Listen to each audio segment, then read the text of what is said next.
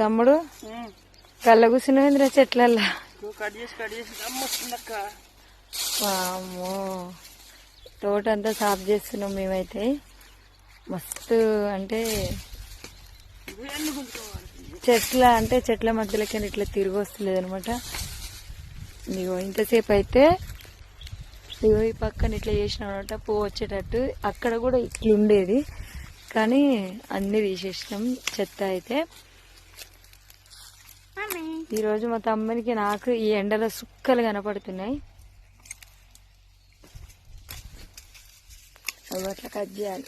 వాడు అట్లా కట్ చేసి వదిలేసినవి అన్నీ నేను తీసుకెళ్ళి అట్లా గట్టికేయాలన్నమాట. ఏమైందిరా?